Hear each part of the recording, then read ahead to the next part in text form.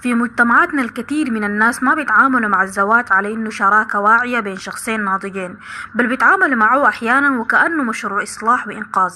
فمجرد ما يكون الشاب غير مسؤول أو مستهتر أو ضائع تسمع مباشرة زوجوه يعقل، وإذا كان يعاني من اضطرابات نفسية أو سلوكيات مؤذية يقولون زوجوه يرتاح ويهدأ، وكأن الزوجة ليست إنسانة لها مشاعر وحقوق، بل مجرد أداة علاج أو تمثال يتحمل كل شيء، وكأن الزواج قادر وحده على إصلاح شخصية لم تصلح نفسها أصلا.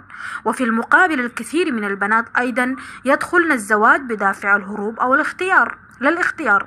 بعضهن يهربن من تسلط الإخوة أو القيود الأسرية ويعتقدن أن الزواج هو الحرية المطلقة، وبعضهن يتزوجن بسبب الخوف من نظرة المجتمع أو من الألقاب والضغوطات التي تلاحق غير المتزوجة، وبعضهن يتزوجن لأن صورة الزواج في عقولهن مرتبطة بالمظاهر أو بالاستقرار المادي أو بتحقيق أحلام اجتماعية معينة.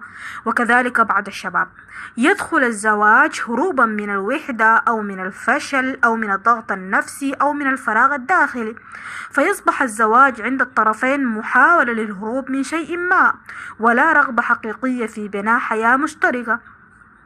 ولهذا نجد أن كثير من العلاقات بعد فترة قصيرة تتحول إلى صدمة، لأن كل طرف قد يرى الآخر مشروع إصلاح هي تريد أن تغيره وهو يريد أن يرمم نقصه من خلالها.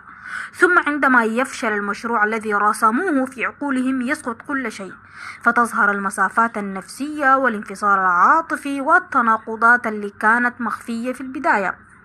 ويعيش بعض الأزواج معا فقط خوفا من تبعات الانفصال، الخسائر المادية، كلام الناس، ضغط المجتمع أو خوف على الأبناء، فيستمر الشكل الخارجي للعلاقة بينما الداخل منهار.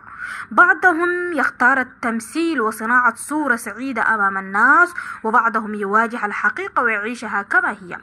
أما القليل فهم الذين دخلوا الزواج بوعي حقيقي، الذين فهموا أن الزواج ليس مشروع إصلاح ولا وسيلة للهروب ولا علاجا سحريا للمشكلات النفسية، بل هو شراكة بين شخصين ناضجين نسبيا يريدان الانتقال معا إلى حياة أفضل.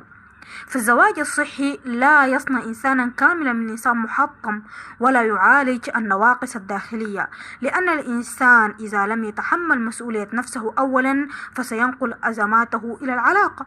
ولهذا من المهم جدا أن يفهم الناس أن الزواج لا يبنى فقط على الرغبة أو الهروب أو الضغط الاجتماعي، قد يحتاج إلى وعي ونضج وقدرة على تحمل المسؤولية النفسية والمادية والاجتماعية، وإلا تحولت العلاقة مع الوقت إلى ساحة